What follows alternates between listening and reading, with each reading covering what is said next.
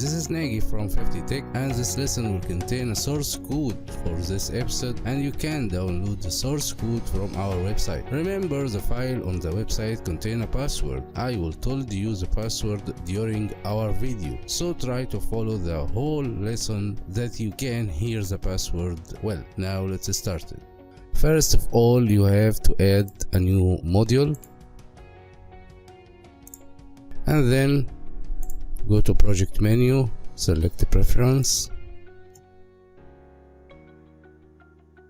and search for Microsoft ActiveX Data Object 2.5. Okay, check. Okay, that's all. Now I am in the module 1. I will use these variables. You can copy it from our website and download also the source code from there, but wait with me for a little minute. And here it is, the connection string. We will call this connection string in every step we write SQL statement in our program. I will show you now how it's so easy and so simple to call this connection. Now here in my form I will make two text boxes. The first one for the base name, which is AAA. I have my database with this name, and the server name is local. Now I will draw command button. See what will happen. STR_SQL is equal to select all from our table. I have a table which named color, and then @con. @con is the name of the connection string, as you see.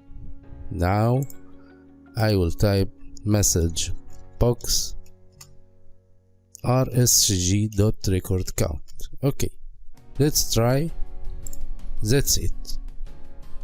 As you see, it is so simple and so easy. You don't have to write tons of code every time you need to type SQL Server statement. Just type it after SQL string here, type your statement, type @con the connection, and then your result.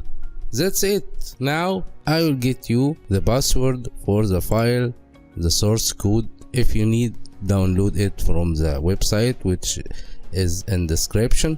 The password is 00952312480. The password again, 00952312480.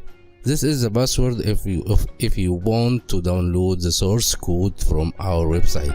Thank you and goodbye.